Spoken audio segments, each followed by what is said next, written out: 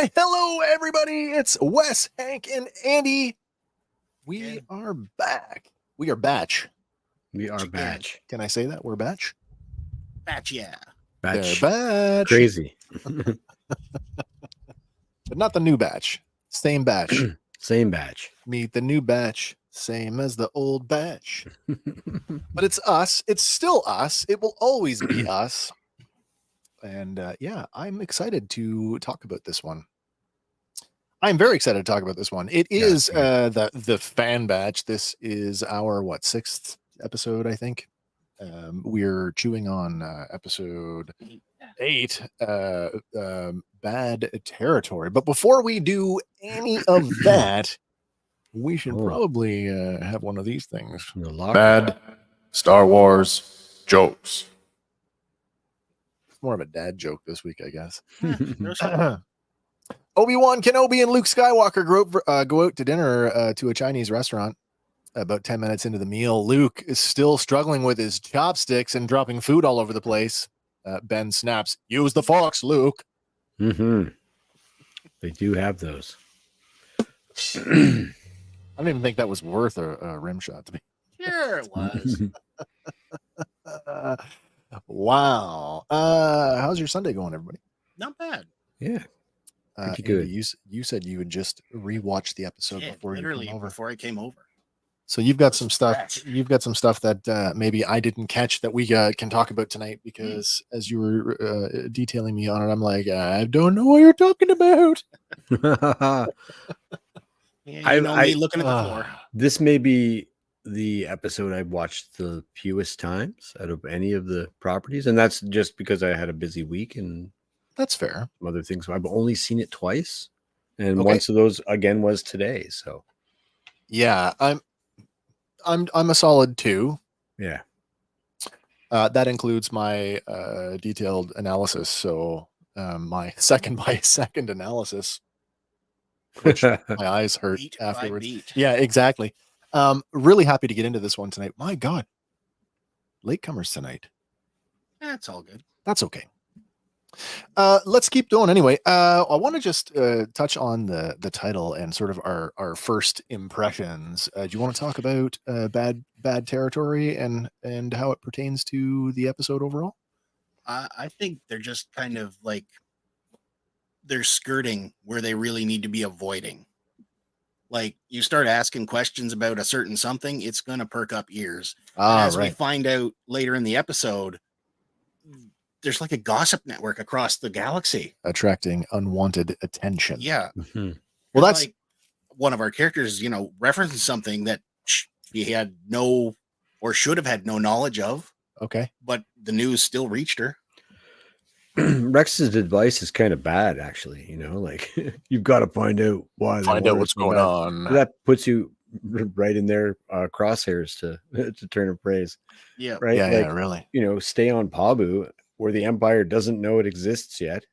Yeah, I'm still waiting for an orbital bombardment there. That's going to be horrific. Mm-hmm. Like, I get Rex and them there's more stakes involved, but I mean, Omega, if it were me, and I know she's her own person and older than them, but she'd be parked there and that'd be it.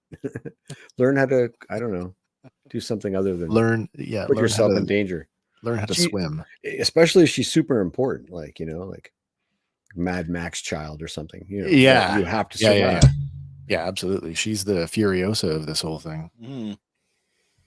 All right. Well, one of the things that I noticed this week, and we don't talk about this very often, is that as with a lot of entertainment, especially like movies and TV, you have your A plot and you have your B plot.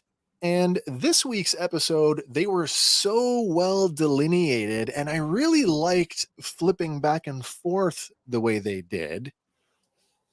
I thought that was pretty cool. Mm-hmm. But at the same time, I don't think they're like a full-on A and B, because they're still both relevant to the overall arc. Oh, yeah. I feel like sometimes that's the type of thing that gets like glossed over, but yet at the same time, for what I'm calling the B plot, what's going on Pabu, it's such a small portion of time. Like, I don't think they could have spent a whole lot more time on that. No. I mean, how much time can we spend with a camera pointed at Crosshair as he's stewing? It's arguably what happens on Pabu is way more important than what happens whatever planet they go to. Yeah. Yeah. Um, There's a great moment there. Star Wars and in The Empire Strikes Back, they handle a mission like this without getting bogged down in the details, and therefore like a bubble episode. Yeah. Because there's nothing we really learn. We learn there. Oh, that's true. That is true, isn't it? Maybe not learn, but we're definitely reminded of a lot. Sure, but we just Like, watch hey, you them. might have forgot a few of these, but coming up, and again, going back to that title of the last episode, the cavalry arrives. Oh, the Yeah. final It's episode. like, yeah. don't Sure, yeah. discount previous encounters. I Well, just figured, certainly- in The Empire Strikes Back, when Han's like, we ran to a bounty hunter on Ord Oh, that's right. Mantell, and it changed my mind. The So Ord Mantell you could thing, yeah. literally say that in this entire episode. Although I enjoyed it immensely, you could drop a line like that. You could summarize it in a I don't see it. Wow. It's not like it doesn't move the whole. Like, we got 7 episodes left now. This episode does almost nothing to move the narrative forward, except for the real cool stuff that happens on Pabu. Yeah. I mean, Yeah. I guess. I mean, if Fennec Shan is super integral to the plot of all the next episodes, then maybe perhaps. But for me, I was like, wow, I don't really think she is, to be honest. Neither but do She's I. our bridge. What's that? You She's think our she's what? bridge to what's coming. Yeah, for sure. I mean, that whole end scene that when we get there, we're gonna chew on that quite a bit. I think it does leave a lot of questions about what she's doing. True. We'll get there. All right, guys. Anything else you want to touch on before we get into it? Now let's do it. All right, let us do that. Let me get things going here. Switch this over. I'll save my complaining about Toys R Us for Tuesday. Toys R Us. What happened at Toys R Us this Oh, week? dude. The new price points? The new price structure is just awful. Yeah, it is. The old one was awful. I cannot. The old one imagine. was awful. Yeah. And big box, right? So all cases of Star Wars Black Series have the same SKU. So guess what? Doesn't matter if it's a year old or 2 years old. It's the same price. Yep. I hate that. All right, enough about that stuff. Moving on to this. Yeah, absolutely. All right, this one, it is Star Wars The Bad Batch, Season 3, Episode 8. It is called Bad Territory. This one originally aired on Wednesday, March 20th, 2024, just a couple of days ago. It is written by Matt Miknevets, and this one is directed by Nate Villanueva. Our runtime is an advertised 28 minutes or an actual 24 minutes and 7 seconds without the titles or credits. And the episode synopsis by Disney Plus reads, desperate for intel, Hunter and Wrecker track down a dangerous bounty hunter. Our episode opens and we're back on Pabu. Omega sits on the boarding ramp of the Havoc Marauder, anxiously tapping her foot as she stares at her comlink. Crosshair walks up and he says, staring at it won't make Echo contact you any faster. Omega, who seems to be a little guilt-ridden, laments that Rex and Echo lost most of their squad because the Empire was after her, and she has to do something to help them. Crosshair says that by staying away, she is doing something. Stepping out from the ship onto the boarding ramp, Hunter echoes his brother's sentiment, adding that they need to find out why Dr. Hemlock is after her and what exactly his M-count experiments are. And until that happens, Omega has to lay low. Well, just then, Wrecker pokes his head out the door and shouts, "Hey, incoming transmission from Fee." Hunter shakes his head for Omega and Crosshair to follow him back onto the ship and then turns to head in. I love this line Which one? from Omega here. At the same time, Crosshair asks, who is Fee? And with all the pizzazz of a used car salesman, Omega waves her arms as she calls Fee, she's a liberator of ancient wonders. Mhm. Crosshair stares at her sternly, and Omega slumps her shoulders and sighs. Pirate. She's a pirate. And he's okay with that, though. He's more okay with that. Yeah. Oh, that's pirate. acceptable. I'll just board Yes. That sounds about right for us. Yeah. Well, on board the Marauder, a hollow emitter powers up and a life-sized image of Fee Genoa flickers to life. She tells the batch that she's been asking around about the M-count thing. And she says it hasn't been easy, and she makes an off-the-cuff remark that tech was the brain, was the data bank, not hers. it's a really callous delivery that actually makes me question her previous affections for the now deceased clone. Is she putting up walls though? Is she? I just thought like it's wow, he's not here and you're just completely seemingly unaffected by that. Mm. If she's dealt with it on her own, there's been nothing to sort of suggest that. Anyway, I just thought that wow, we thought that she had a romantic interest in him, and now it just seems like, oh, on to the next But thing. we are 9 episodes away, and we don't know how she took the news. Like, No, that's true. That's true. Is this not her first appearance this season? It is. It is. Yeah. Yeah, it is. Totally. Plus, it was a pretty subtle, sort of underwritten thing, too. Like, so you know what I mean? Like, it wasn't like this. Yeah, it wasn't like completely out in the open. The other Rick side, and Min-May, where the whole story is spinning around it, right? Like the flip side of that is we transferred too much onto them. We shipped we probably could. we shipped them too hard, Yeah. and maybe she was just like agreed with that. Yeah, any port in a storm kind of thing for him, right? Yeah, like that's right. All right. Well, continuing, she tells them that despite the difficulty she did come through, Hunter asks what she found out, and Fee relates that certain Class 1 bounty hunters have been going after M-count targets for the Empire. Class 1 bounty hunters. Is this the first time we've heard in media a reference to some sort of class system for Star Wars bounty hunters? That's the first I've ever heard of it. I could not find any existing reference to any sort of class system. So when you say that, though, and we had this speculation that's going to come up at the end of the episode, and we'll save it for that, but that really shortens that list for me now all of a sudden. I would think so as well. Yeah. Yeah. Probably I probably have them on my list. You would say like the A-listers would be maybe the bridge of the bridge of the Destroyer and Empire. Right. Yeah, really. Yeah, exactly. You know what I mean? Like that would be your A-listers right there. Well, hold on to that. We're going to come back to that because some of those names, that bridge scene, some of those people were active very, very early Heck on. yeah. So, Heck yeah. Yeah. I would suggest though that, and just like we were talking, that if we were to put a number on it, the Class 1, like that's like the cream of the crop. Yeah. Right. As opposed to something inverse, Class 5. Yeah. Whatever. I almost want to go back to the Mandalorian episode where Grief's handing out pucks. Oh yeah. If there's any sort of like, we reference to like we need a Class A guy on this one, or anybody can take this guy. I figure down. we would have grabbed on that too. Yeah, I think so as well. So I thought, maybe there's it's something in literature that I've overlooked that I haven't seen. It hasn't occurred to me. No. I could reread all the bounty hunter comics. They're worth it. So confused by the revelation, Omega asks her, why? What's it all mean? Fee tells her that she doesn't know, and they'd be better off asking an actual bounty hunter.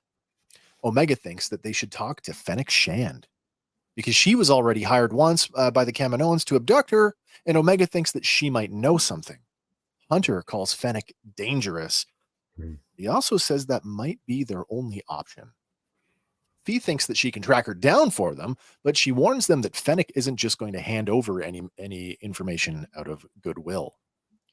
Pessimistically, Crosshair blurts out, naturally, before looking down at his trembling hand. Both Hunter and Omega notice it too. Fee cuts the transmission off, and Wrecker says that he doesn't like the idea because he doesn't trust Fennec around Omega. And Hunter agrees with him, which is why he says that only he and Wrecker will go after Fennec. Omega protests the decision, but Hunter sternly tells her it isn't up for debate and she is to stay on Pabu and stay out of trouble. Punctuating it with, both of you. Crosshair pulls the toothpick from his mouth and hisses, fine by me, and walks out.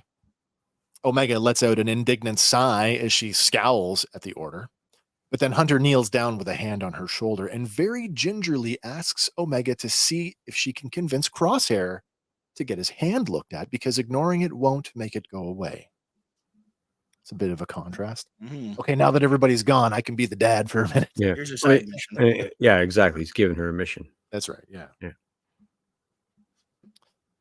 We'll cut to space where we see the Havoc Marauder dropping out of hyperspace. It docks with a large double-ringed space station.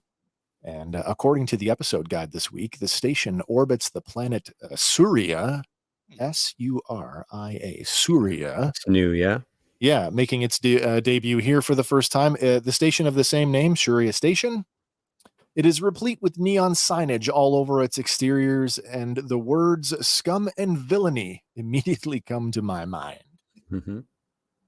We get another appearance from the Star Tours inspired shuttle, the Star Commuter 2000, as well as a larger ship with outriggers that I am sure we have seen before, but for the life of me, I cannot place it. So, if you recognize the ship in question, please let us know in the comments. This one, I spent way too much time on this, more time than I was justified in doing. What'd you say, Andy? It looks like an upside down. It's an upside down Razor Crest. It's certainly reminiscent of a few things. Absolutely, it is. All right. I like this, the aesthetic of the space station. I kind of pause on it for a second. I like space stuff in Star Wars. It's half the title. Star. It's in the stars. I thought it shared a lot of design aesthetic with the Roost, the station back in the Mandalorian, albeit much larger. It looks like if you took two of the Roosts, sandwich them together, you would get a Shuria station. What was that other space station that showed up in Star Trek? And they used it one way. Oh, so inverted it. In Star Trek: The Motion Picture, they introduced a building, or rather a structure in space that was basically the galactic apartments where Kirk was living. Mhm. They took the same structure in the Next Generation and then flipped it upside down, and that became Starbase One. Yeah. And the same idea. You take the two and I actually thought that dumbbell it together. I mean, it's a space station. I mean, there's only so many things you can do, but I mean, the roundness there, you can't deny that there's a Trek quality about it. It's only practical that big things like that would be modular, right? Like I would think so. Absolutely. Of course, the Roost, we saw that one back in chapter 6 of The Mandalorian. That's the prisoner episode where Mando goes out with his former crew to rescue. That's gone now. Yeah. It's way gone. New Republic said they're deploying a gunship. Not anymore. Peace and order. Yeah, exactly. Cut to an establishing shot of a long and wide corridor somewhere inside the station. Hunter and Wrecker walk down the artificial street where all manner of ilk go about their business. The corridor is littered with strewn garbage all over the place. It's in sharp contrast to the neon signage that adorns the walls, but it definitely feels like a place that you wouldn't want to be alone in when the lights go down. The back alley. As evidenced by those two guys in the corner that look like they're casing the place. Mm-hmm. Among the people moving about the corridor are several droids, including a couple of R-series astromechs, a pit droid, and an LE series astromech. The LE series is a 2018 model droid from Star Wars Resistance. So it's kind of cool to see that here. Again, Star Wars tech lasts a long time. Yeah, very, very long. It's got a real Danger Will Robinson kind of feel to it. Oh, absolutely. Yeah. I like it that it's got that Robbie style, the arms and legs. So yeah, no surprise that it's this old. It may be even older. Okay. Hunter and Wrecker approach a cantina where a bulky security droid ejects a patron. Inside the door, two more droids stand guard on either side. Now, these droids, they are the same model that we saw last season in the episode where Gungi was rescued from the Vanguard Axis. Now, the episode guide this week tells us that this is Tanda's cantina. There are a couple of Legends references. I've included them here, although I don't think we can make the leap for any of them. The first one is Tanda Priel. Now, she's an Imperial Star Destroyer captain. She was created for the Star Wars RPG in 1993. Now, the other one is Tanda Morel. I suppose on a very, very loose, I mean, we don't see Tanda, so maybe this one, but Tanda Morel, also created for the role-playing game just a year later in 94. She is a human reporter and also a jewel thief, and she's a survivor of Alderaan. Yeah, that one would track better. Kind of thing. She works for a news net called the Galactic Resorts Newsnet. I guess if you're hanging out in where people are vacationing, you assume that they've got money. Hence the jewel thief part. Well, do a few good heists and, open a bar Yeah, possibly. while still doing this thing, which would explain how news gets across the galaxy so Oh, that's fast. true. That is true. So I have a question for everyone sir. here about this scene and even the people at home. Like, so they walk into a bar in full regalia. Oh, I know. I mean, and sure, it's Nobody modified, bats an eye. but yeah, are we not so close to that people aren't like, oh shit, Republic troops? I think the paint scheme, I mean, the Republic wasn't exactly known for, in the broader sense, for customizing their armor the same way. I mean, this looks just too Like really out there. bespoke, I guess. And I mean, with Clone Yeah. Force 99, nobody else wore armor like that. No, I guess it's true. And they've already they did alter it further. Oh, Yeah, to suit their own tastes. Gray, I don't alter it further. I would think that the general attitude around the station probably makes it okay to Okay, blend I'm in. sold. I'm sold. Yeah, all right. Yeah, Unless they come in sparkling white, well, that's like that would like be a two, whole like other thing, phase right? 2 clone troopers in pristine white uniforms probably wouldn't get away with the same thing. Then you're right. Keep the armor thing in your mind, because we're going to come back to armor once more this episode, which I think we were all kind of looking for. Got a comment coming in on YouTube tonight. It's Doug. Wow, can I show this? What is going on here? There we go. Is there enough AWOL clones to justify the attitude towards the armor? That's another point. I think you nailed it on the head though, Wes. I mean that could be part of it, but I think that they probably don't even look like clones. To a keen observer, I think you're Hunter's right. helmet, if anything, looks it's more like a stormtrooper bridge. helmet. Yeah, the bridge between the phase 2 phase 2 clone and the stormtrooper.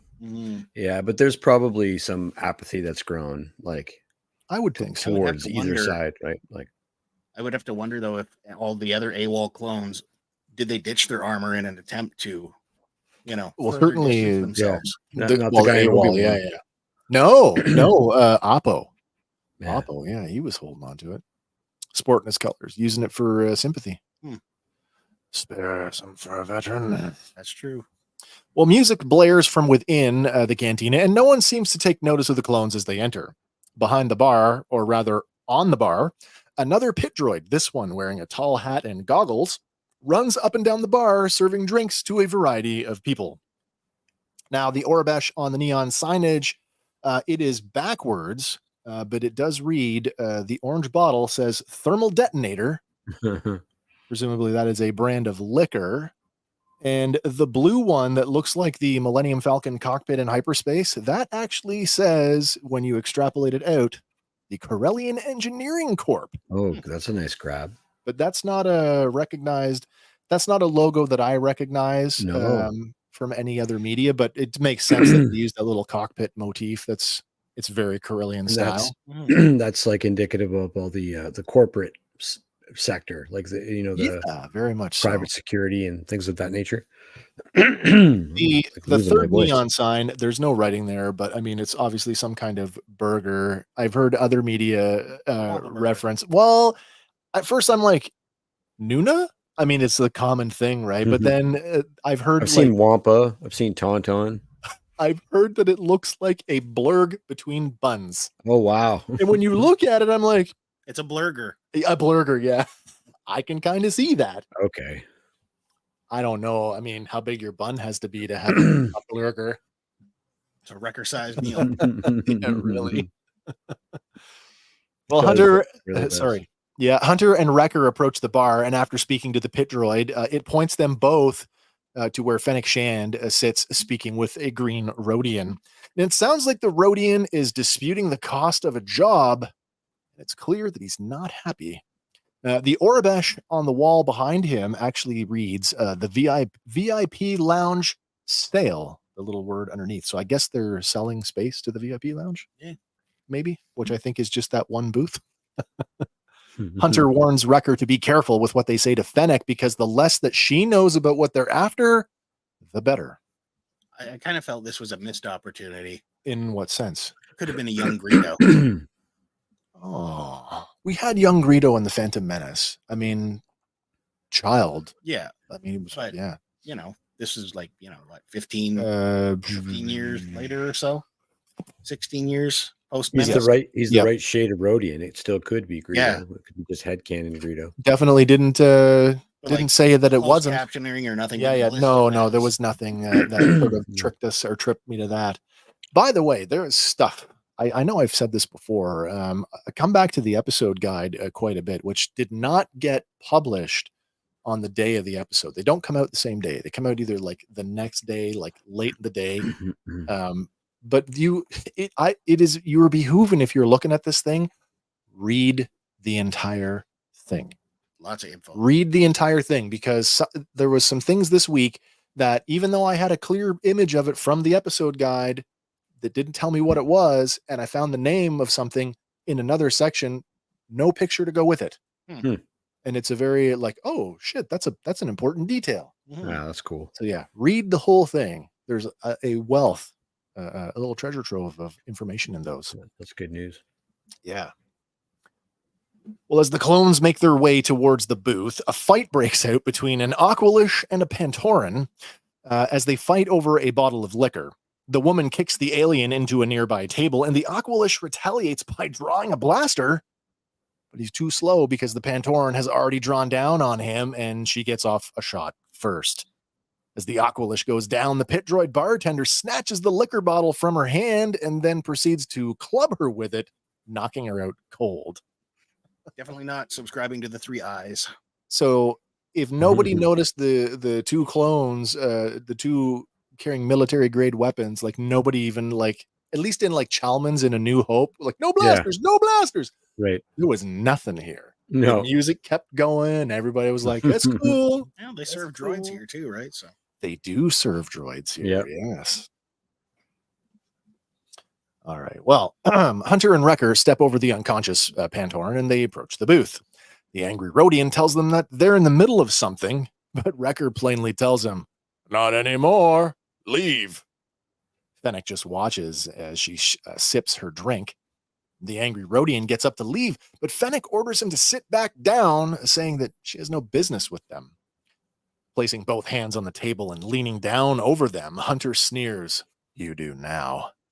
And then he sits down beside Fennec, while Wrecker looms over the Rhodian with his arms folded across his chest.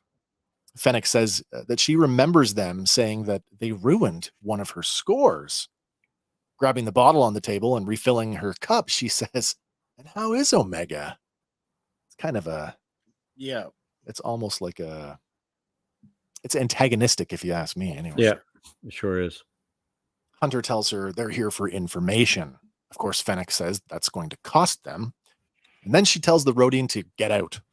The Rhodian is flabbergasted at the sudden dismissal, but he leaves anyway, and Wrecker sits down in his place. get out of here, Greedo. Fennec asks what kind of information it is they're looking for. And after a bit of awkward silence, Hunter reluctantly tells her that they heard the Empire has a bounty out on M-count targets. Fennec asks, why would they want to know about that? But Hunter calls it, that's our business. Fennec doesn't push the matter. Instead, she leans back in her seat and she tells them plainly that she hasn't actually done one of those jobs herself. She might know someone who has. You know, the Bounty Hunter Network. Everybody knows everybody. She's not class 1. That would definitely say that, wouldn't it? I think it would. Isn't that something? And we think of her as being like this top tier, you know. Well, This she is gets pretty- Boba Fett, yeah. This is pretty early in her career, though, too, right? Like we were talking about how ostensibly she hasn't aged by the time of Book of Boba Fett, That's true. where her and Boba appear to be close in age. I just remember helmets up, you know, like the two actors are pretty. Yeah. Right. Like, I think of Din Djarin telling that kid that double crosses him how dangerous she is in the Tatooine desert. So you're right, though. Maybe she just hasn't hit there well, yet. And for she's sure, the bounty hunter at that time. She's she is the feared But you're right. I in mean, the vacuum of Boba. from what we already know, if she hasn't done the job now, either she's not a class 1 bounty hunter or they just haven't approached her to do a job. Well, that's probably I true, like too. the idea that she's not, though. Like A couple things later on too that says she's not at her full potential yet. Because like Yeah. when we meet her in the Mandalorian and Book of Boba Fett, Yep. you know, like she's diving backwards off cliffs, still Yeah. fully targeted Mhm, guys. mhm. And Not rumored missing to a never shot. miss a Oh, shot. you're right. Yeah. You're right. That's Yeah, that's what- the big one, right? right. Coming yeah. up, there's a couple spots where I think there was something in season, or was it 2 or late season 1? Season 1. Yeah. Right, where it was an early mission for her and she was doing it for clout. Yeah. Do you remember who hired her for that one? we Now never let's did say. find out. It's Nala Se, right? It wasn't. Yeah, it was He Nala Se. heavily The hinted, the yeah. Kaminoans hired her. Yeah. Right. Yeah. We don't know if it was Nala Se or Lamassu. Nala True. Se calls her off. Yeah, that's true. When Hunter asks if she can put them in touch with someone who, wow, she rubs her thumb and index finger together, and she tells him that will definitely cost you. And she adds that the cost is more than they have, but she thinks they can work something out. Fennec lets them know that she read their files from before. They have files. She read their files from before and points out that Wrecker is good with explosives while Hunter is a skilled tracker. Now, do we think that she's just got like access to Imperial files or Old Republic files? Because being clones, you would have there'd be a database of. I mean, if the Everybody. Kaminoans hired her, they might have had files on them. Yeah. Oh, we'll see there. That's good. That's a good call. That She much, would, I think. yeah, as an information sort of broker and / bounty hunter, she'd definitely be into hacking a system like that. Mhm. Yeah. For sure. She says that there's a bounty that she's been trying to bring in, but without a crew, the bounty has proven too hard to catch. But if they agree to work for her and bring in the bounty, she'll get them what they're after. Finishing her drink, she lays out one more condition, and that is that Fennec keeps 100% of the payment for the bounty. Seems kind of a natural thing. Mhm. That's really why she doesn't want to crew up. Yeah. More money. Yep. Well, back on Pabu, AZ-3 completes a scan of Crosshair's trembling hand while Omega watches. The droid asks how he feels, and Crosshair says it's the same. Well, the prognosis isn't great, as AZ says that it may never fully heal. Shocked, Omega blurts out, "There's nothing else you can do?" The little droid says that it has exhausted all medical treatments and suggests that maybe his condition isn't physical. Crosshair, angry at the sentiment, hisses, "You think it's in my head?" This is interesting because we bandied that back and forth, the week before, 2 weeks before? Yeah, I'm still, this just confirms it really. How much was physical versus how much was a stress injury? Yeah. Mhm. Like, I all thought that for torture sure took an effect. it was a physiological thing. And now, Absolutely. not to say that a stress injury isn't physiological, but a physical thing. Oh, I see. You know what I mean? Like, this is a direct result of I think it was like that, you see a ghost and you get a white streak of hair. and you move it kind of yeah. thing, No, I was thinking more like, they did something to him and they've screwed up like a nerve. They've busted a nerve or something. Oh, really? Yeah, no, I was Yeah, thinking yeah. the whole time it's some sort of It was PTSD. all PTSD. Yeah, Yeah. which is funny. Funny that I didn't pick up on that sooner. But no, yeah, absolutely. I've come Too around. close to the problem, my buddy. Yeah. Mhm. Can't see the forest through the trees. All right. As AZ says that if Crosshair could elaborate more on the experimentation that was performed on him at Tantus, he could determine the cause. It's cool to know that AZ is also a fully programmed psychologist. Yeah, right. This part here, like, how bad was it? Based on Yeah. Crosshair's reaction. I don't know. You think we'll get a flashback, or maybe we won't need a flashback. Maybe we will get a shot of the torture on another clone. Yeah. Which will tell us the same stuff anyway. When I they think finally reveal tech. I think it's enough that this is the road to recovery, to know, just to know that something horrible, like he maybe actually you might get a scene of him dealing with it during meditation. Maybe. Yeah. But like right here, it angers him to have to go back and try and relive any of it. Oh yeah, absolutely. Right. Well, And you have to certainly be open to that type of. You have to be able to in look order in. to change. Yeah, Right. Exactly. you've got to be able to look inward. And Yeah. if you can't face it, then Right. it just doesn't go away. Well, getting up, Crosshair snaps, "Forget it," as he shoves AZ and he storms off. Omega watches with a shocked look as he leaves. All right, we cut to Fennec's ship barreling through hyperspace.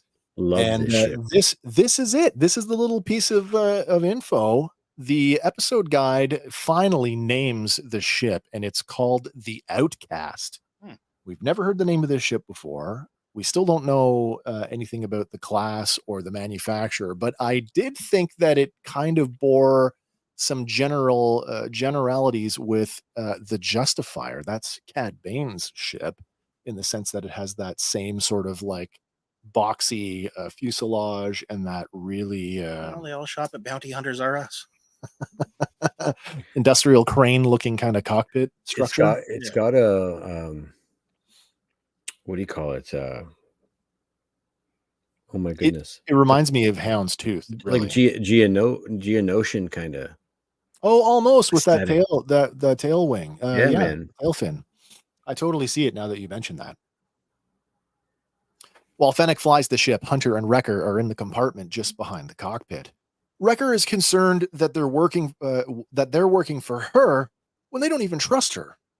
Hunter says they don't really have a choice because they need the information, and he tells Wrecker to be ready for anything.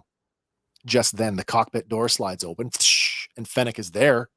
She stares at Hunter and says they made a deal, and she intends to keep it as long as they hold up their end.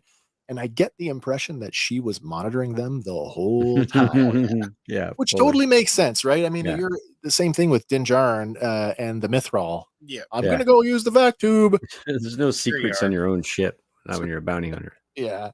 Yeah. Hunter asks her who it is that they're going after, and she holds up a bounty puck and she activates it. The hollow image is of a humanoid insectoid. A hollow image of a humanoid insectoid coalesces. Sylar Ceres, the slayer of Ordo Iris.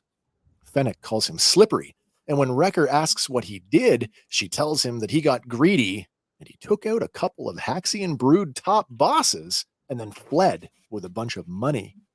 Fennec adds that the other hunters that have gone after him never came back. They were not class 1. No. Did you get a line on his species? Yeah, I'm gonna talk about that. Cool.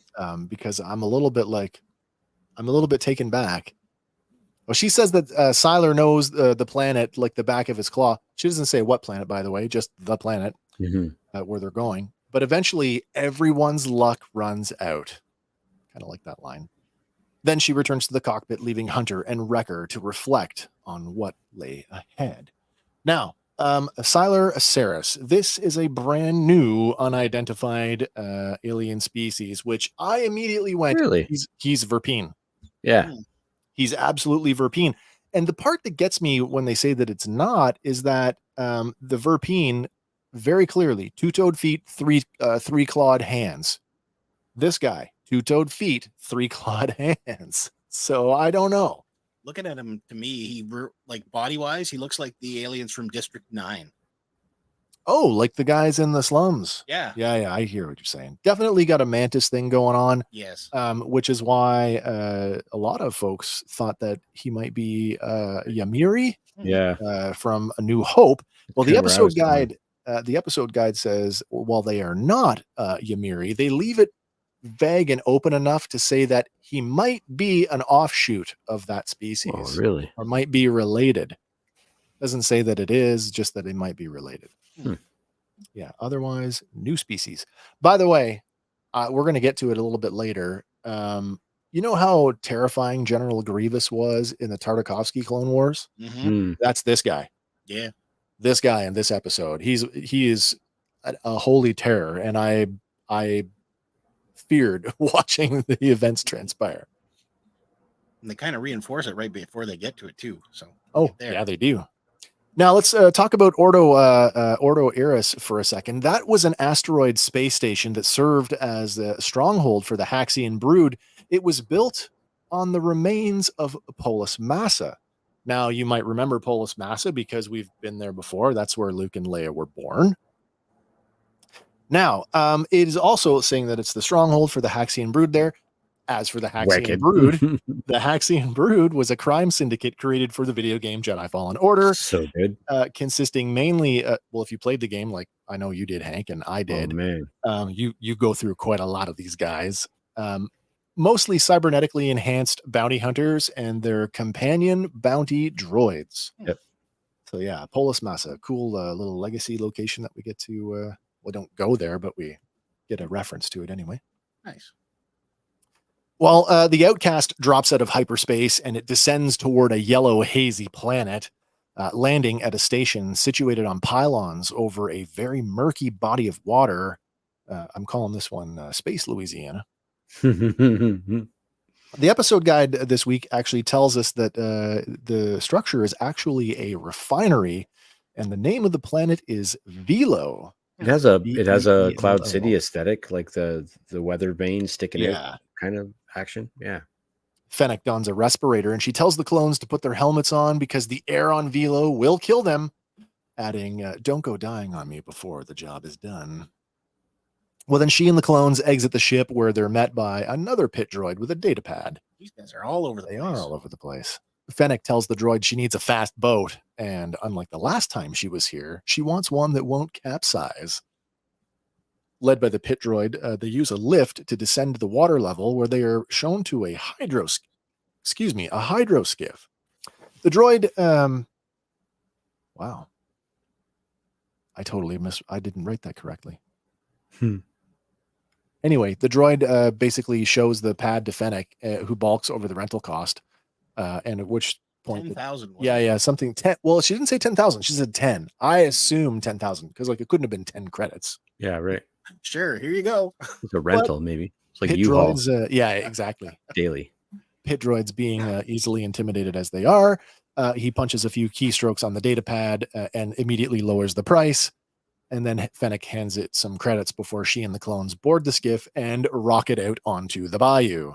Yeah, just before you go here, this is the moment I was telling you before the show. Oh, yeah, As okay. they walk in and they look out at the docks and whatnot, Yep. there is a circle of green lights under the water. Oh, I have a theory on that.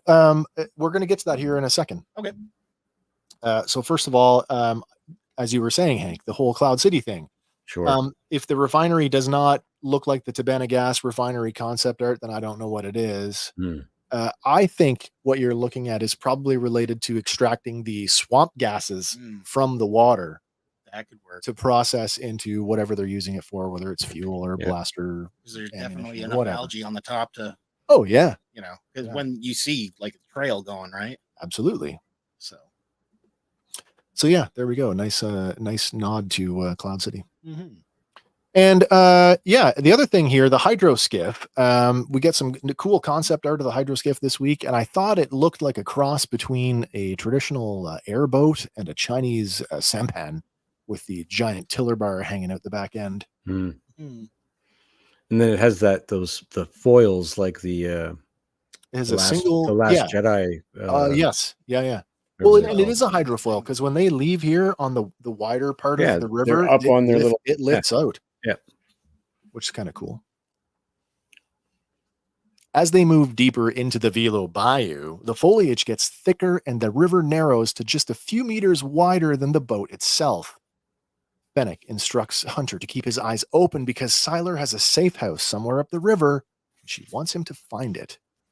Then she orders Wrecker to cover them, adding that the area they're going into is always hostile, so he should always keep his eyes on the water.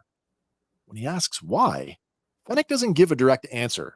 Instead, she replies, "Let's just say I'd never go in it." The clones stare back at one another as the boat speeds down the river. Yeah, there it is, up on the foils. Sometime later, Fennec slows the skiff down to a crawl as the weeds get thicker. Suddenly, Hunter is alerted when he sees something up ahead. He tells Fennec to cut the engines, and they drift up to what looks like another hydroskiff. Only this one is upside down, and there's nobody around to be seen. Crouching down at the bow of the boat, Hunter spots a mine below the surface of the water. Fennec asks how many are there, but he can't tell. So she orders Hunter and Wrecker to get in the water and check it out. Don't go in the water, but get in the water. Yep. I'm not going in. Yeah, exactly. I'm not going. Once in the water, both men duck down, and Hunter turns on a flashlight where we can see at least 5 underwater mines. Standing up, Wrecker tells Fennec there are dozens of them. They're all on sensors. He adds that if they went over one, it would be boom. That's a direct Wrecker quote, by the way. Boom. But being a glass half full kind of bounty hunter, Fennec says at least they're on the right track. Hunter says the entire area is booby-trapped and says the best course of action would be to go around. But Fennec counters with, that's what Siler wants. He won't be expecting us to disarm them. And if they keep going down the river, it will give them the element of surprise. Wrecker calls it risky, but Fennec points out that he is an explosives expert and asks, do you want the information or not? Wrecker and Hunter stare at each other for a moment and then dive back down to get to work. Dear Lord, what is going on here? Sorry, small technical difficulty here. All good. There we go. I love that they get one and then they pop back up and she's like, well, you all done? Yeah, I know. Hey, is that it? Not even close, lady. Yeah. On the bow of the hydroskiff, Fennec raises her rifle and she looks down the scope, searching for trouble. While down below, Hunter holds up a light so Wrecker can work on the nearest mine. He removes a cover from a panel near the base of the mine and he cuts the wires with his vibro knife. The boys look down the river and there are mines as far as they can see. So popping up to the surface so they can talk, they decide to split up to get the job done faster. Well, back on Pabu, Crosshair is back at the small bay, engaging in some more target practice while Omega and Batcher watch. Looking down the scope, we can see 3 brightly colored pieces of fruit, which the descriptive audio guy calls rocks. I don't know. Those don't look like rocks to me. On the rocks. Yeah, it is on the rock. But yeah, fruit, I think. Mm-hmm. Yeah, exactly. They're resting on a rock several meters away. Crosshair takes aim at the rightmost piece of fruit, and his hand begins to tremble again. The shot misses, and he leans his rifle against the rocks and grips his hand. Encouragingly, Omega tells him that the shot was close. Crosshair fires back. Close doesn't count. It's either a hit or a miss. Omega says he's still more capable than most people, but it's of no comfort. He lets out a big sigh and he sits down against the rocks. Omega hops up on top of the rock, sitting beside him. Ever faithful, Batcher stays close, panting away while the 2 clones talk. Omega says that AZ might be right, and she suggests that the Imperial experiments may have had more of an effect on him than he realizes. Crosshair dismisses the notion, and he says it's not in his head. But Omega is persistent, and she tells him that even though AZ can't do any more for him, it doesn't mean that his hand can't get any better. Placing her hand on crossholder. Wow. I'm trying to read Crosshair's shoulder, and I literally combine them into crossholder. Crossbar. That's better. That's a lot better than crossholder. It is. It sure is. I mean, that's going to come up, every show now? Maybe. Placing her hand on Crosshair's shoulder, she says maybe he's the one that has to fix it. And it seems like she's getting through to him because he genuinely asks her, how? She says that she has an idea, but he'll have to trust her. Looking up, Crosshair says, I'm not going to like it, am I? Omega slides down off the rock, and with her hands on her hips, she says, you don't like anything. Yeah, line of the season so far. Another sigh from Crosshair. True. I really like that. Back on Velo, Hunter and Wrecker surface again. There are just 2 more mines to disarm, but Hunter spots something up ahead. Several crocodilian-like creatures swim towards them, emitting this guttural bellow. Sounds just like an alligator. Mm-hmm. Or whatever the alligator. They are in Space Louisiana. That's true. Space Louisiana. Yep. Hunter calls out to Fennec, 12 o'clock. Wheeling around, she spots one of them through her rifle scope before yelling at the boys to hurry up. As they dive back down, Fennec begins to fire on the creature, forcing it back underwater. But the situation has gotten a lot worse because another pack of crocodilians has now swam up from behind the boat, and she now has her hands full, blasting them on both sides. Hunter and Wrecker cut the last wires, and they make a break for the boat. Wrecker is first out of the water. He reaches down to help pull Hunter up, but one of the creatures lunges at them, locking its jaws around Hunter's backpack and pulling him back down under the water. Now, it's this spot where I don't know if she's intending to or what, but it looks like a few of her shots go wide. Well, she definitely doesn't hit it. Like you can see the splash in the water. Yeah, so she's not like directly tagging them.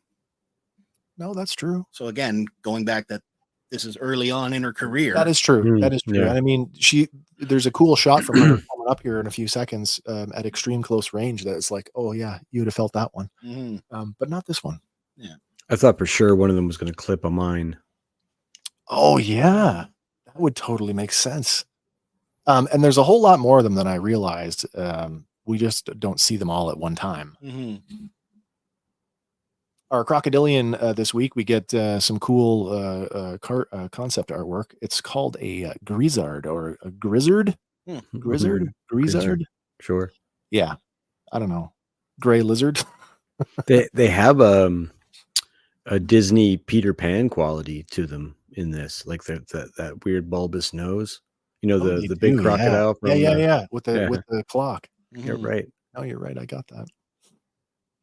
In a classic Wrecker-ism, the big man leaps off the boat, landing on the grizzard's back. The animal just thrashes back and forth with Hunter and its maw while Wrecker tries to maintain some kind of balance. Nobody said crikey. Yeah. Woo! Look at the size of that whopper. Fennec tries to shoot the creature, but another grizzard lunges onto the side of the boat, knocking her down. Well, she manages to get a shot off, landing inside its mouth, stopping its advance for a second. And it's enough for her to get back to her feet, and she follows that up with a butt stroke from her rifle.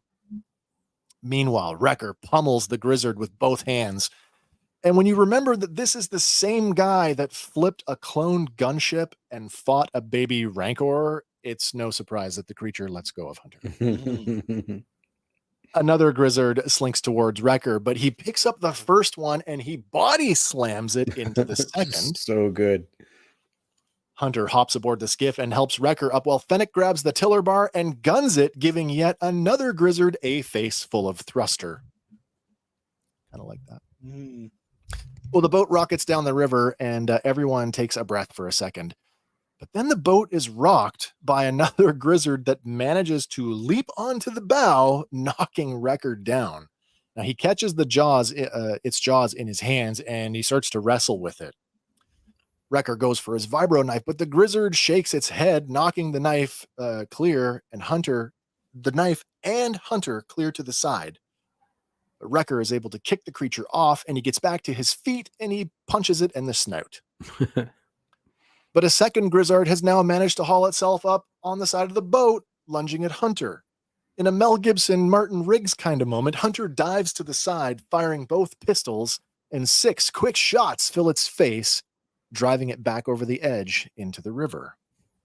Wrecker, having gotten the upper hand with his grizzard, now hoists it over his head, and he lobs it over the bow back into the murky water. Love that shot. Then all 3 of them look back as they speed down the river away from the reptiles. And that's why I don't go in the water. It's almost like a He-Man Monster of the Week moment, you know, where it does feel that way. Yeah. Well, again, why is it always a monster? Like, they're not super big monsters. Yeah, these aren't as bad. It's not like 9 kaiju. No. But still, Like I get there are environmental creatures to fight, just not, the gigantic ones every episode. The pro wrestling sort of analogy isn't lost on me either, with the way that Wrecker's fighting them. Yeah. And that's gonna come up again later on. But again, this kind of establishes his like you said, the dude flipped a tank. Flipped a whole gunship, and he's tossing grizzards here, so toe to toe with a Rancor and wore it out. Yep. Wore himself out in the process. Nap time. Later on, after nightfall, the boat creeps along the river at a very slow crawl. Hunter surveys the shore through binoculars before going to the bow and examining the surface of the water. Fennec asks him which way, but Hunter tells her that the currents are too calm to tell. Fennec questions if she was right to take them on the job at all, questions if they're as good as she thought they were. Wrecker asks if she thinks that she'd be better off without them, and she answers back that she wouldn't be doing any worse. Wrecker jibes, even Omega got away from you. But Fennec points out that from a certain point of view, Omega got away from them too. And it's a painful memory for Wrecker. Oh, And that he knows. She knows Yeah. that Hemlock got a hold of her. That And she was in her. the she would have the never got presence of past the Empire. mines. She's just playing poker there. She never gets past Yeah. those mines. So that's an interesting thought, Andy, that if she knows that, who's feeding her that? Yeah, and she has to be privy to the fact that Omega is number 1 on their list right now. Yeah. Mhm. Yeah, like I say, like it's perfectly within character for the Empire to use bounty hunters. Yeah. Oh, yes, for sure it is. Sorry. Fennec asks what happened with her, and Hunter, ever mistrustful of the bounty hunter, asks, "What's it to you?" Fennec calls it odd that the two of them are willing to work for her when you consider their past. So the information that they're after must be really important. She also adds that Omega didn't get away from her, but the bounty was actually called off. And Hunter wheels around to look at her. By who? Her answer is vague. She says her client, though Omega would be, her client thought Omega would be safer with them, adding, I guess they were wrong about that. And that does kind of suggest null say, right? If we're actually Yeah, truly for concerned sure. for the safety of Omega. And another shot at their character too. Yep. Not impressed with Fennec's sense of morality, Wrecker blurts out, "I guess you'll work with anyone as long as you get paid." Fennec nods her head to one side as she remarks, "Good guys, bad guys, their money's all the same." Hunter says that money isn't everything, but Fennec counters, "That's because you don't have any." Hunter turns his attention back to the river and peers through his binoculars. Now he can see a clear swath cut through the scum, and he notes that someone has been through here, and he tells her to go starboard into the narrow, overgrown channel. Everyone is on full alert now, scanning the banks as they go. Hunter spots another skiff through the binoculars up ahead and then pans over to a nearby structure. He gestures to Fennec with his pistol, and she steers the boat toward the bank before cutting the power so they can drift in silently. Hunter and Wrecker are the first out, and they drag the skiff up the beach to prevent it from drifting away. Then Fennec orders them to go and check the hideout, adding that she needs Siler alive. One of the things I really, really disliked about this episode, like that she knew the signals for slow down and cut it. Oh, no, that stuff doesn't bother me. We've talked about this the last couple of weeks about how dark the show is. The pea soup, the yellow haze over everything was just really tough to watch. And then this upcoming fight, if you've cleaned these images up, this will be the first time I've seen it. Oh, okay. And I've watched the episode hold on to your hat.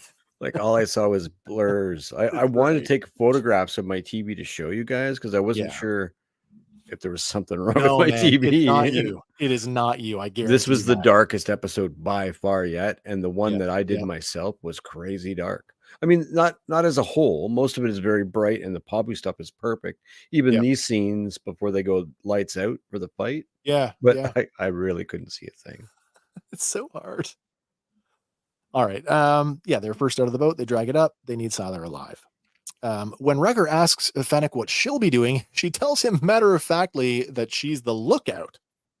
But even though Wrecker is a simple man, even he understands that they are taking all of the risk so she can get all of the reward. And despite the mask on her helmet, you can hear the crackle of a smile creep up on Fennec's lips as she says, "Pretty much." Then the two men move off towards the structure while Fennec sits down and adjusts the scope on her rifle. Yeah, good lookout you are sitting down. Well, we know she doesn't stay. She meant to do that. Hunter and Wrecker make their way to a ladder at the base of a fortified hut on top of a bluff. Well, the whole thing is of simple, like mud construction, but it's adequate enough to keep out most animals, I would think. Now, did you get any pitch black vibes here? I did. With the little wood mud Other spires, than the whole scene being pitch black. I got a whole thing on that I'm going to talk about later. Okay. I do want to bring that up. We'll get to it organically. Cool. Hunter points at Wrecker, signaling him to go around, and then he climbs up the ladder towards the hut. Now, poking his head over the top of the ladder, Hunter peers into the simple structure, and he sees that it's empty. Pretty much. With his blaster in hand, he makes his way across the wooden platform, stopping at what looks to be very, very clearly covered pit trap. Did anybody get anything else out of that other than pit trap? I was waiting for This is the first I've seen you're not- any okay. of this. I knew there definitely, was a like, fight. I knew he hunter jumped down a stuff, hole. right? Yeah. I like him being the tracker, like, oh, I'm not stepping on that. That's With a all of trigger. the, I don't know if you call them punji stakes when they're on the outside of your building, but with all the stakes outside, I thought, oh, pit trap, there's punji stakes in the bottom of that hole. Probably, Mhm. yeah. And That's you what would I think thought. there would Yeah, be. tiger trap. Yeah, exactly. Exactly. He kneels down to investigate the trap, but is unaware that Siler Saris is actually clinging to the roof above him. The clacking of his mandibles get Hunter's attention, but before he can react, the insectoid drops down on his back. As the two struggle in a melee, Hunter fires off a volley of stun blasts, but they all wildly miss. And my God, he moves so fast in this. Yes. But the blasts do get the attention of both Fennec and Wrecker, and the latter runs toward the hut to help his brother. Hunter and Siler struggle precariously close to the pit trap. Hunter fires a few more errant stun blasts before finally getting a grip on Siler and is able to fling him off.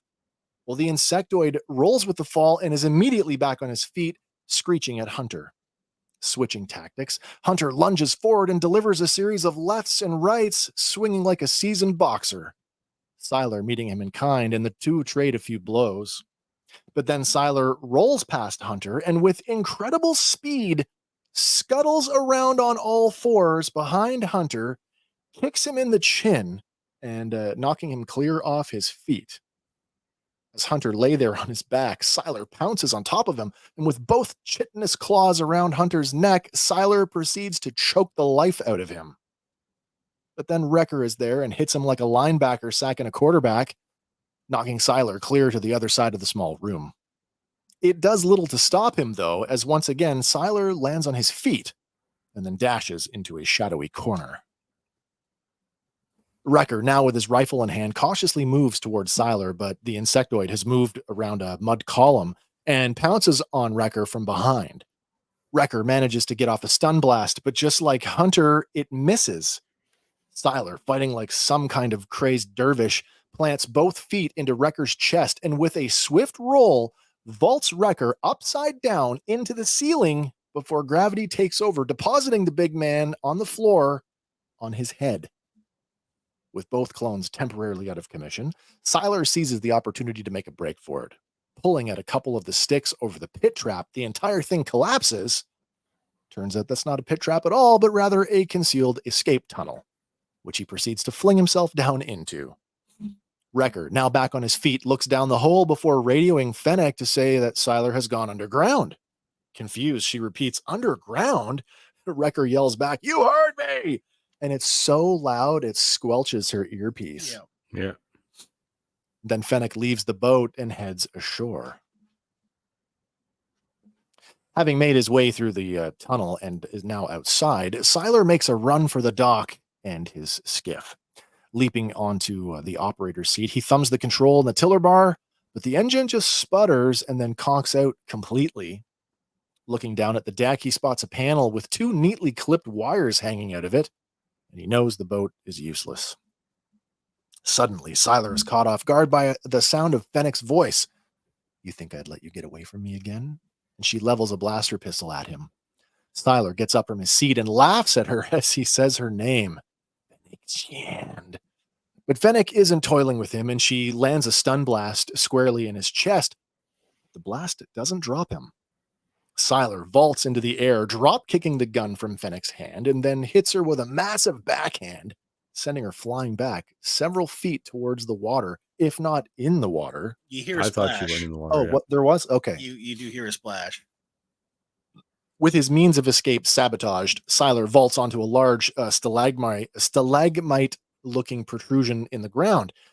It, like all the other formations around the hideout, resemble giant termite mounds, and it makes me wonder if Siler, as an insectoid species, actually made them, or if his species is native to this world. Maybe. Hmm. That's I- my big I wondered, question. based on his escape route, is there there has to be a network of tunnels because he does come out behind one of those, right? Also, like a termite mound. Yeah. Yeah. Yeah. Well, from his vantage point, he spots Fennec's skiff and then leaps off the mound and makes a beeline for it. All right, now we've actually had one spoken line from Siler. We can talk about Siler, our friend Jonathan Lipow. We've seen this man before. He's no stranger to Star Wars. He's a veteran of animation and video games, has been acting professionally since 1996. And just some of his named roles in Star Wars include Gunji and Jet Venom from last season. He also played two characters, Dee and Drahik from the Young Jedi Adventures, as well as the droid B20N in Star Wars Visions. That's the episode with the twins. Yeah. And he's done a whole lot more, including voicing tons of other voices, additional voices in things like Jedi Fallen Order, and a whole host of other projects. What got me was he's also listed as the announcer. And when I hear announcer, I immediately think of the race announcer from last season. And if that's the same guy, he's very talented to be able to go like so extreme from one end to another. Well, like a freight train, Wrecker comes out of nowhere and tackles him to the ground again. Still, even with Wrecker on top of him, Siler isn't done, and he spits a green slime all over his helmet. See, I completely missed that. The descriptive audio refers to it as acid, but there's no sizzle, there's no burning. Yeah, so some kind of green vomit, mucus. Yeah. Wrecker staggers back, blinded by the goo, while Siler kips up to his feet with a shiny vibro knife in hand. Wrecker manages to clear his helmet, but not before Siler leaps onto him, slashing with the knife.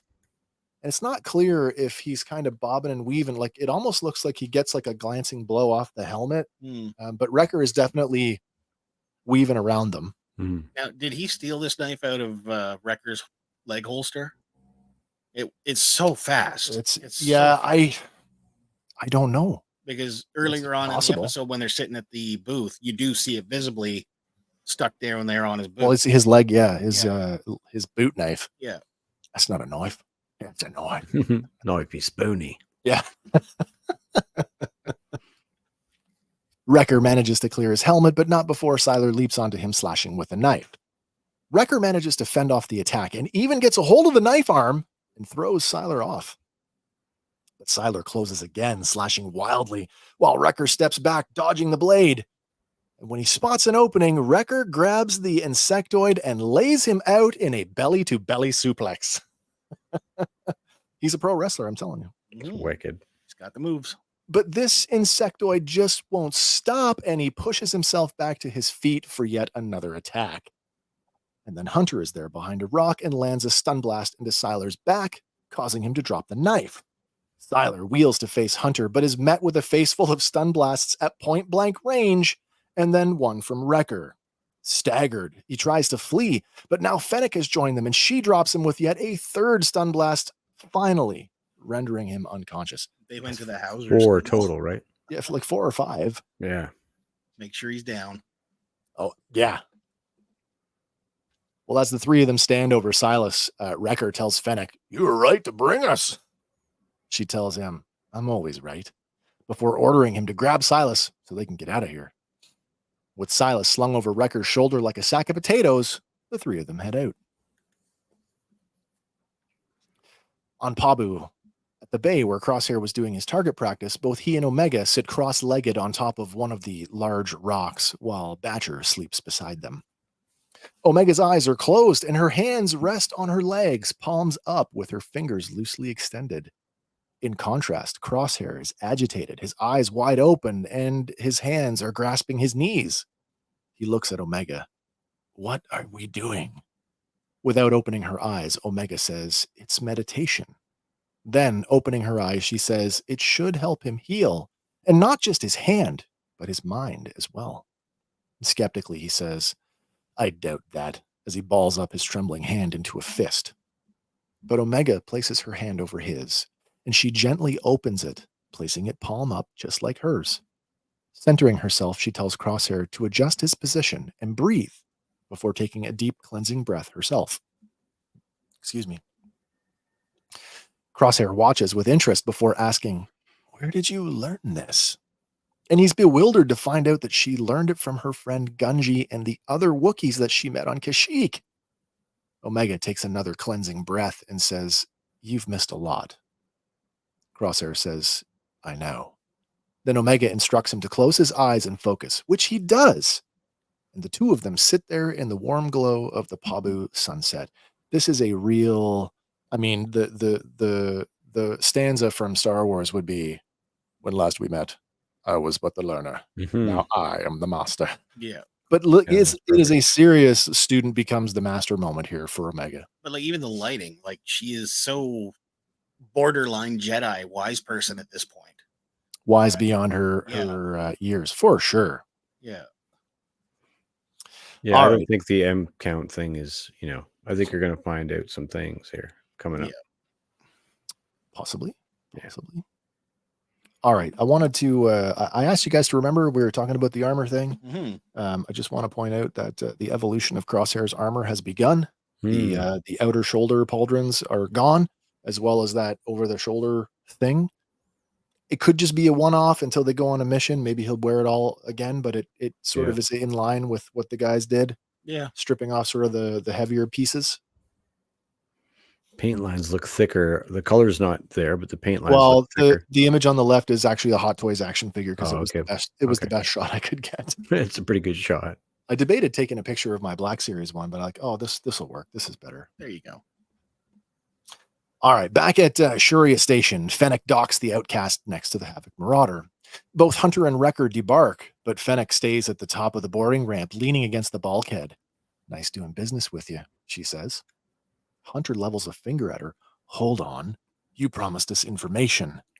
With her arms folded across her chest, Fennec shakes her head and replies, "I didn't say I had it on me, but I'll get it after I deliver Siler to my client." Hunter steps onto the end of the ramp with Wrecker just one step behind him. "That's not what we agreed on." Fennec says they can either fight her or trust her. And there's a moment here where I'm not quite sure which way it's going to go. Mhm. But I don't Hunter, think they lose that fight. I don't That's know the if they funny would. thing. I I was don't. trying I to really remember. don't think they lose that fight. Going back to the season 1 episode with her in it, like there was a lot. I seem to remember being a lot of running. Yeah, Mm. But she she did does pull go some hand to crazy hand with martial Cad arts. Bane for a bit. Yeah. Yeah, she does. So, but I agree with you. I don't know if they lose that. I think that there's a good Oh, yeah. chance that they. They just did the good guy thing there. What I mean, they Like- just they Yeah. school her. They might physically win, but morally they lose because that puts them nowhere closer to No, what they exactly. need, right? Yeah, absolutely. So I mean, she's got them to rights at this point. Yeah, so either fight her or trust her. And Hunter glances at Wrecker, and it seems like, well, they are going to trust her. Fennec calls it a good choice and says she'll be in touch. Then the boarding ramp closes, and Fennec takes off, offering the boys a farewell salute from the cockpit. And you got to wonder, like, what? Like, she just like flip us off? Mm, It ties in nicely with, what we're going to talk about here in a minute. yeah. As the Outcast speeds away from Shuria Station, Fennec activates a holocom and speaks to an unseen figure. Now, she tells the person at the other end that she just finished a job with some clones who were wondering about the Empire's M-count bounties, and she asks this person what they can tell her about it. Now, the response from the other end is a garbled burst of electronic noise. I did not record it. I thought about it, but we've all heard it. It's Descriptive audio calls it muffled noise. Yeah, it's electronic. Blah, blah, blah, blah. Mhm. But apparently it makes perfect sense to Fennec because she replies, "No, I'm sure you can track them down easily enough. I'll send you what I have." So whoever she's talking to wants to know where are they? Mhm. The camera stays focused on Fennec's face while ominous music crescendos. And we cut to black. Mhm. I guess the biggest question at this point is, did she just betray them? Is Maybe. this some kind of betrayal? Or is what whoever said, like, okay, I'm not talking about that over comms. Where can I get a hold of them? Oh, that's a good idea too. I never even thought about that. I actually like that. I kind of hope that's what it is. You know, Mhm. sticking with her character, she's not good, she's not bad, she just wants the money. Yeah, Right. this could mean more money. Yeah, good Right. guys, bad guys. Money's all the I same. like that. I really do like that. I hope that for the character, right? I really But do. at the Me same too. time, it could be like, well, yeah, I'm on a M count bounty right now. Where can I find another one? It's funny, like even like people are just throwing that around now. Yeah. I asked you guys earlier this week in our private conversation who we thought was on the other end of the phone. You guys had some answers for me. I've included them all in the next. We're going to go through a couple more slides here. I had a and few kinda talk wacky about- ones. Yeah, I like them. I like them all. I won't renege on them, but I would say that that class 1 bounty hunter Narrows tidbit. that list down. Yeah, and I would take Boba off that list at this point too. That's interesting. I'm gonna put them out. That really messes up the order of my No, slides. no, I that's thought I was okay. being I thought I was being clever, and I put them in like least likely to most likely. Yeah, yeah. But that's out the window now. Well, let's go through them one at a time. We'll Yeah, let's do we'll do the big reveal. Least Who's on the likely list? is Greedo. We don't get It's no so respect. True. It's so true. Okay. First up, and it's a 2-for-1. Is it possibly Sid? And Hank, you had listed Sid as a possibility. Yeah, I feel like if anyone is in a position to be, I guess maybe, in charge of multiple class 1 bounty hunters, like she's like what's his face? Grief Grief Karga. Grief She's got Karga, she's yeah. this uber like she's got her own fiefdom kind of thing. Yeah. So she's still on my list, I would say. And certainly, I mean, although she looked and this is the scene too at the end where she looks a little disappointed. I'm sure the credits helped her get over it pretty quickly. Right. Now, maybe there's still some unfinished business because we thought for sure that there was going to be a more direct confrontation between the Batch and Sid last season. That never really happened. She had the Empire do it for her. Yeah. In the racing episode, when we went to, I can't think of the name of the world, but Sonic World. Teo. Yeah. Yeah. We met another character who's intimately related, has an intimate relationship with Sid, and that's Granny Malegi, who makes a point to tell Omega, Sid's not who you think she is. You can't trust everybody. And they make they hammer that down too. Yeah.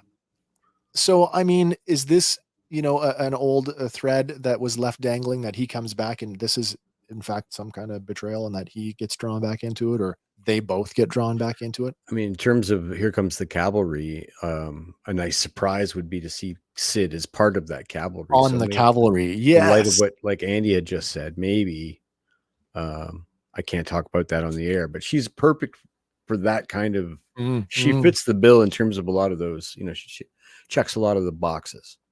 She's got a relationship with them. She's got seemingly has some remorse towards how things ended with them. Yeah. And there is an intermediary in Fee. So Fee could probably put them together or bring her in. All right. So these are sort of some of the least likely ones. Let's go on to the next one here. What do we think about Dr. Hemlock himself or the Empire itself? Yeah, it's a pretty good bet. I don't think she's talking to the Empire. It almost puts a nail in the coffin, though. So I'd rather it not be. But I'm going it's to say almost no. This one too comes many from odds stacked against them. Yeah, I agree with that. Because like you're trying to find out about M count, you don't call the guy and say, "Hey, what do you know about M count? Oh, by the way, You know yeah, about this." these targets you're hunting. What is it about? What makes them so special? The conversation goes like this: how much are you going to give me for these clones? Yeah, exactly. We only put them on the list because it's that you can't rule anything out until it happens. Yeah, Right. So for that reason and that reason alone, Hemlock makes the list. Although I would say he's probably like bottom. Yeah. All right, I think we're getting into what I think, and Andy, I think this is the one that you think is the obvious one. I think so. And in light of the title of next week's episode, The Harbinger, this is a very good chance that this will be the reintroduction of Asajj Ventress. That we maybe that's who she's talking to. Who, by the way, after her falling out with Dooku, operated as a bounty hunter. That's right. So she's in the network. Being skilled as she is, I would call her a Class A. Yeah, I guess it's hard to. We still have to. We still have to get some resolution between the novel and How she gets her comebackingness. Mhm. Whether the show will do anything towards resolving that, I don't know. I mean, Night Sisters being resurrected isn't exactly old hat, right? No, Or not. I mean, the opposite of that. We do have a precedent for that stuff. we do. So, We do. I mean, perhaps. I think Trailer it's going to says be she's- something very similar to what happens in Legends, and that's that very thing. Basically, put in stasis and healed. the line in the trailer says, "I'm not going to kill you." So somebody must ask, "Are you here to kill us?" Mhm. And the hilt of her saber looks a lot like her sabers. I have It two of does, them yeah. down The here somewhere. curved, And curved, the yellow kyber crystal would suggest in a failed attempt to purify it completely. So here's the thing: is that canonically what yellow is now? Because I was going to say I didn't want to make have a whole lightsaber discussion, but you can't not talk, and I'm sure we're going to talk about it more when we see her get some actual screen time. But she is using a yellow lightsaber, and that does place her in that same in between space that they were trying to put Rey Skywalker, Mhm. making her own lightsaber, and it is a yellow blade. I think Neither Jedi nor Sith. I honestly think somewhere in between. it's just like it's in vogue right now. Like we're about to see the floodgates open on yellow lightsabers in the High Republic, and Okay. it's just the color of crystal. But when you, I mean, as far as the lore goes, when you bleed a crystal and then try to purify it, it would pass through its original color before being completely purified to white. Like Ahsoka managed to turn 2 red crystals completely white, but I would think Right, yeah. she tried to heal her own crystals and got that result. At least that's my headcanon right now. Possibly. Not to be. We have a whole video on our channel dedicated to lightsabers, and it's at the time of the video, it was pretty much every resource that we could find on lightsabers, both legends and canon. So that's still a worthwhile watch. If you haven't seen that, go check it out. They basically, between the comic, like Luke's running around between Empire and Jedi with a temporary yellow lightsaber. Oh, that's right. Yeah. Ezra finds the yellow crossguard lightsaber at the old temple. Yes. The Jedi, Clone War. It's sort of in vogue because of, and I think a lot of it is because of the original Luke Skywalker lightsabers that came yellow with the 77 figures. And yellow in the comic. I think it's just an homage to that. Everybody was like, why not a yellow lightsaber? And I think they're just sort of balancing the field now, which is like we've had red and green and blue for so long. Yeah. Green just being a And byproduct purple, of the filming process, realistically. Right. It was never meant to be anything but red and blue. And if we go back to the concept art, take it even further, there was never anything but red. Yeah. Yeah. And the Macquarie concept art. Yeah. All right, now we're getting into some of the other choices, and this one came up earlier tonight too. What about Cad Bane? For sure, Fennec and Cad Bane have some form of relationship, whether it's adversarial or not. But even adversarial bounty hunters can put their stuff aside. I would call him Class 1A. Yeah. One plus. Yeah.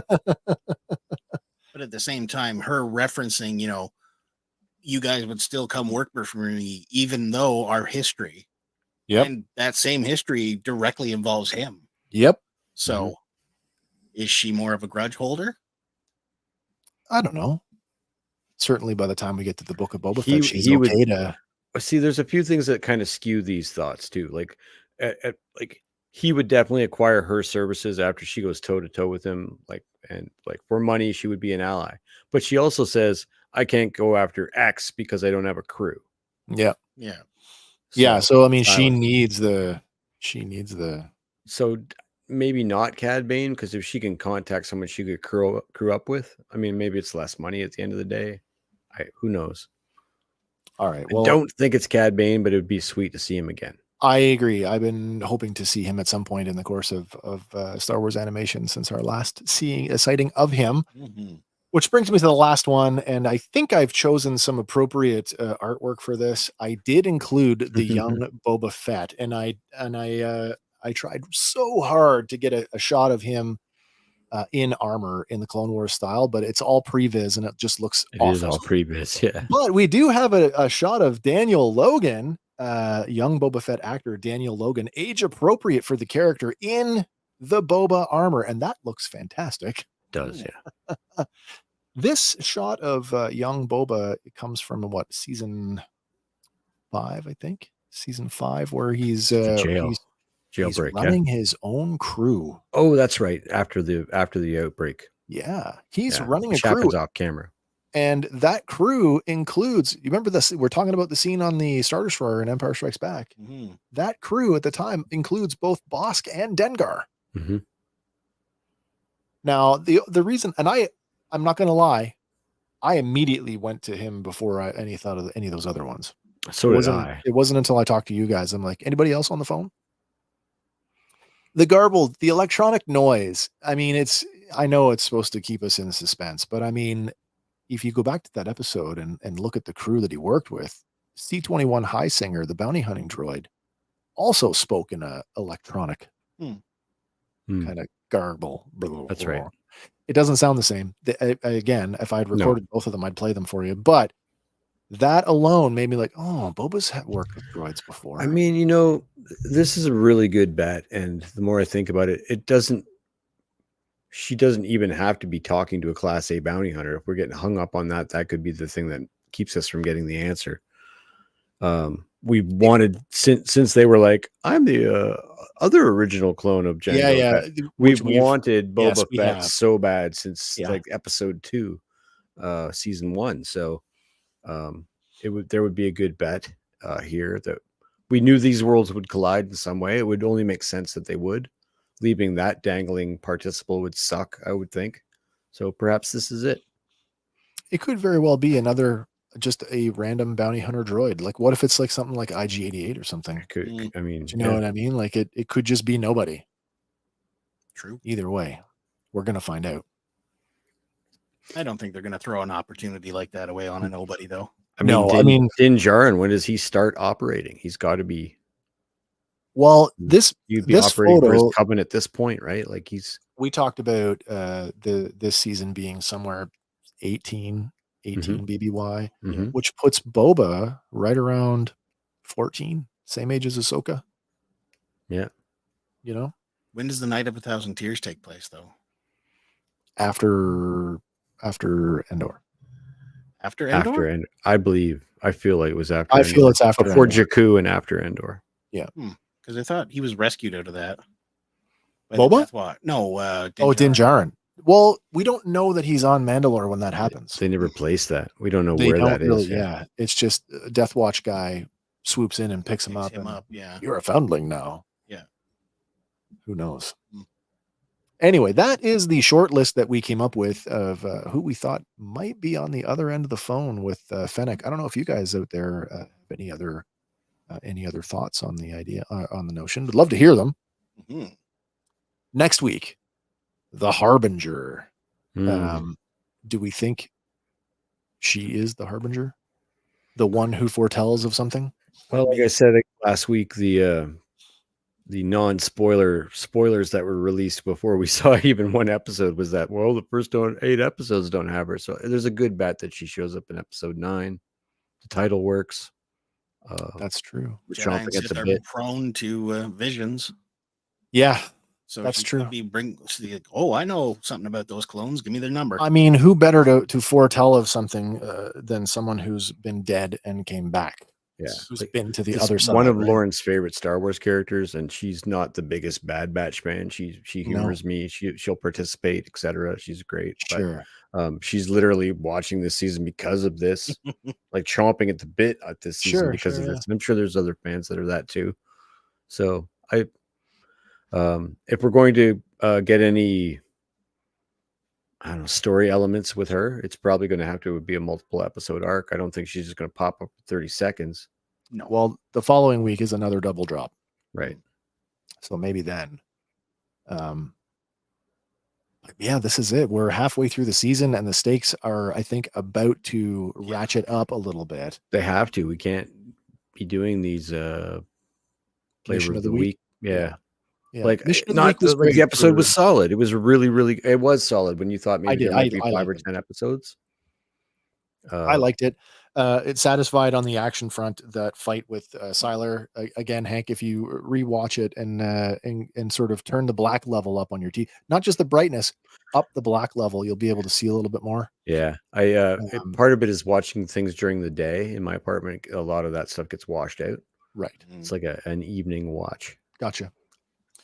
But it was super exciting, that fight. Again, he was like hella scary, Siler Saris. So Yeah, the meditating crosshair is probably my favorite moment of maybe me the too. last 2 Me seasons. too. They really have sucked me in to empathize for him in Yeah. the sense that like I was staunch, like this guy redeems in death. He's my favorite And batcher right now. I don't know if that happens anymore.